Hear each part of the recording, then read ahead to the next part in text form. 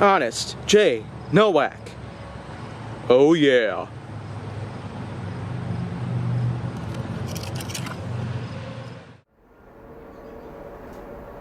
A pleasure to meet all at last, and welcome back to the Legacy of Supers on HGN. And now, this is actually quite a big day for my own joy, because, you know what? This is something I've been wanting to talk about for a long time. And now that I have the Legacy of Supers still going from this point on, there's still quite a bit of time that I'm going to have left just so I can actually finish up with the whole thing itself. But until then, let me just bring on upon you another topic based on the different supervillains that are out there. Because after all, I still have quite a bit of villains that I want to talk about before this whole thing is over and done with.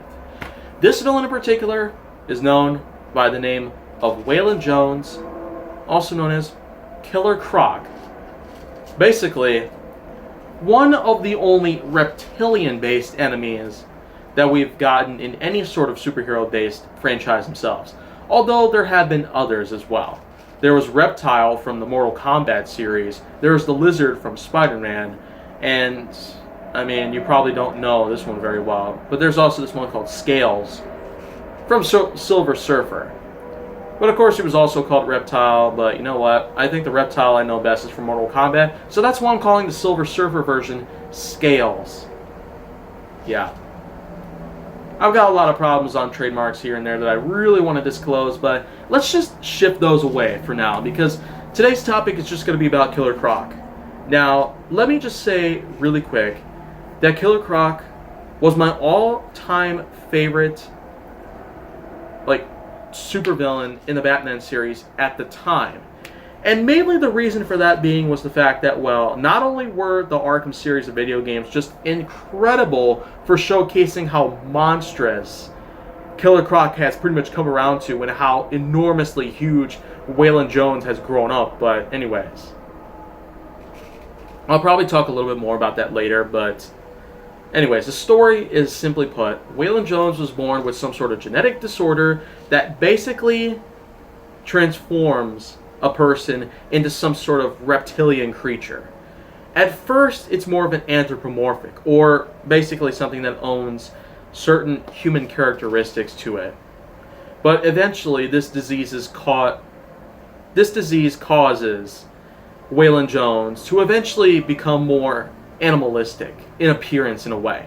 Somewhat still bipedal, but in a way, most lore basically suggests that the kind of disease that Killer Croc has basically gives more of a crocodilian sort of feel and appearance than more of a human's sort of feelings and emotions. So in a way, you can say that the story behind Killer Croc and Waylon Jones is already one to feel very empathetic for, because there's been a lot of different diseases that we've had in the last 30 years or so. There's tons of them nowadays. You could get anything. There's this okay, well, there's this disease that basically transforms you into a tree. I'm not kidding. Someone actually suffered from that at one point. And there's even a disease that transforms someone into stone. No joke. There's a lot of information on these diseases nowadays, so you could probably go ahead and look them up at some point. But anyways, in the case of Waylon Jones, or Killer Croc, if you will, this kind of, crocodile sort of disease that goes about is actually very closely related to something that we've had in more recent years, known as crocodile, the zombie drug or the reptile drug, because after all, this same exact kind of drug can actually turn someone, or at least parts of someone's body, into a crocodile, like a zombified crocodile. That's very scary. To know that there exists a drug like that can now turn someone into a reptile or a zombie, I mean, that's just a new one for me.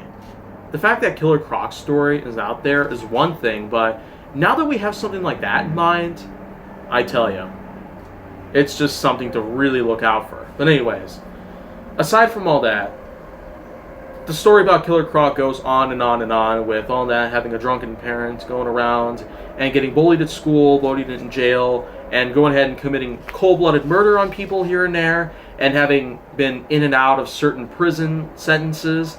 Waylon Jones, of course, became known as the person known as Killer Croc because of extreme alligator wrestling, talents. And also because of the fact that, there were times where Waylon Jones goes around Gotham City with a trench coat and a large, fedora, pretty much, disguising what's really underneath all that. But as soon as Batman finds out what's underneath all the trench coat and all those clothes, it's just something that Batman has never seen before.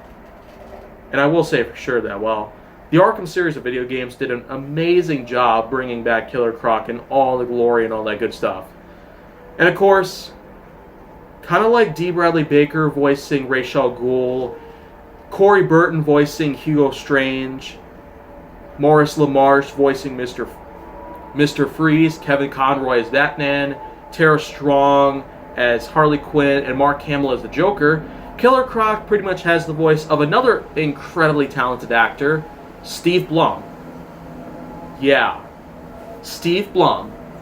Who would have thought that the same old Heat Blast, the same old, certain Transformers from the Transformers universe, and a handful of other characters would have Steve Blum coming back just to voice Killer Croc. I mean, that is amazing already. Steve Blum has an incredible talent for speaking like that, pretty much. But still, I will point out the fact that, you know what? The reason why Killer Croc was my favorite all-time supervillain ever was because, simply put, the way that I have been an enormous kaiju fan of Godzilla, Ultraman, Gamera, and all that good stuff. There have been a handful of other reptilian sort of things that eventually came around and I got to know about pretty well. And many of them eventually became my favorites because since I was such a big super fan of Godzilla and others like that, it was no surprise that eventually other reptilian style things out there would become my all-time favorites. And I will say that Killer Croc is one of those types, but let's also not forget that Croc has gone through tons of different changes throughout the last few decades.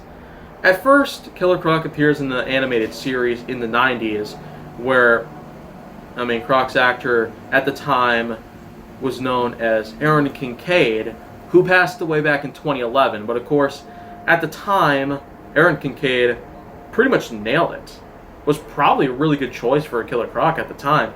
And then there were a bunch of other actors here and there who got to voice the character. But you know what? I'd say my all-time favorite would probably be from the Batman, 2004. That version of Killer Croc looks incredible. It kind of has that sort of Zilla-like face to it, while also giving a bit more of the animalistic sort of features to it here and there. The bipedal sort of appearance, a hunch neck. I could go on all day about this character as a whole, but you know what? I'm kind of drawing the line here. Killer Croc is one of my favorites of all time, but now there's been a lot of other villains and the like that I've gotten to know about very well, and as a result, I'm now a big fan of a lot of others here and there, regardless of what universes they're from. So that's pretty much it for Killer Croc, and that's pretty much it for the time being here on HJN. But if you want to see more, go down to my channel. Make sure that you like, subscribe, comment, follow me on social media, and stay on the Hollywood side.